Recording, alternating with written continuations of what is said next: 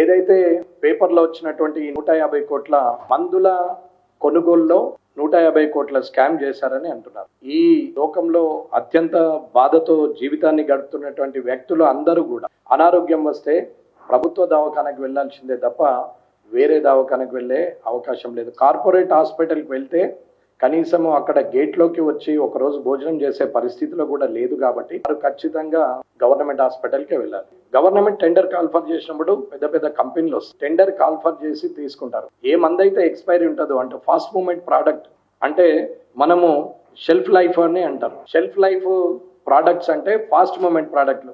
ఇట్లా మందుల షాప్లకు రాగానే అట్లా వారం 10 రోజులలోనే వెళ్ళిపోయేటివి ఉంటాయి. నెల 2 నెలల లోపల మ్యాక్సిమం వెళ్ళిపోతాయి. కానీ వాటికి 6 months టైం పెట్టి వారు పర్చేజ్ చేయాలి ఫాస్ట్ మూమెంట్ ప్రోడక్ట్. దాన్ని తీసుకున్నప్పుడు స్లో మూమెంట్ ప్రోడక్ట్ కూడా ఉంటుంది. స్లో మూమెంట్ ప్రోడక్ట్కి at least 2 years minimum expiry date ఉండాల్సిన అవసరం ఉంది. కానీ ఇవాళ వీళ్ళు టెండర్ ఎప్పుడు చేశారు, ఎప్పుడు పర్చేజ్ చేశారు, పర్చేజ్ చేసినప్పుడు ఎక్స్పైరీ డేట్ ఏంది, మ్యానుఫ్యాక్చరింగ్ డేట్ ఏంది, మార్కెటెడ్ బై ఎవరు, ప్రొడక్షన్ చేసిన కంపెనీ పేరేంటి, ఇవన్నీ చూసుకొని చేయాల్సిన అవసరం ఉంటుంది. దీంట్లో మళ్ళీ 3 రకాలు ఉంటుంది. ఒకటి ఎథికల్ ఉంటుంది, రెండోది జనరిక్ ఉంటుంది, మూడోది పీసీడీ ఉంటుంది. ఇవన్నిటికీ బల్క్ డ్రగ్ సేమే, కానీ మూడింటికి డిఫరెంట్గా ఉంటుంది కాస్ట్. కారణం ఏంటంటే ఎథికల్ దానికి మ్యానుఫ్యాక్చరింగ్ ఉంటుంది, మార్కెటింగ్ ఉంటుంది, డిస్ట్రిబ్యూటర్స్ ఉంటారు, మెడికల్ షాప్స్ ఉంటాయి. జనరిక్స్కి వచ్చేసరికి డైరెక్ట్గా బల్క్ డ్రగ్ ఒకరిస్తారు, మార్కెటెడ్ బై అని వేరే వాళ్ళు పెట్టుకుంటారు.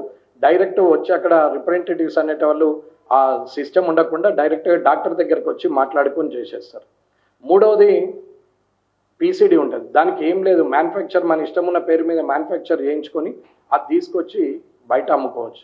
ఇలాంటిది బల్క్ డ్రగ్ సేమ్ అయినా అప్రూవల్ ప్రకారంగా క్వాంటిటీ సేమ్ ఉండదు. ఇవన్నీ కూడా చేస్తున్నటువంటి సందర్భంలో ఎక్స్పైరీని చూడకుండా, మ్యానుఫ్యాక్చరింగ్ డేట్ చూడకుండా ఎక్స్పైరీకి దగ్గర ఉన్నటువంటి మెటీరియల్ తీసుకొని ఇవాళ 150 కోట్లు అది వేస్ట్ అయ్యేటట్టు చూసి తిరిగి మళ్ళీ మెడికల్ బయో వేస్ట్ కింద దాన్ని చేయడానికి మళ్ళీ టెండర్ కాల్ఫర్ చేసిండ్రు అనేది ఆరోపణ.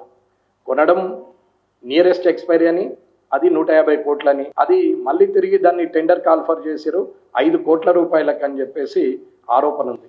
ప్రభుత్వం వరకు నేను చెప్పేది ఒకటి, ఇది ఆరోపణ నిజమా, నిజమైతే మీ రియాక్షన్ ఏంటి, ఆరోపణ అయితే మీరు ఎక్స్ప్లెనేషన్ ఏంటి అనేది నేను అడుగుతున్నాను.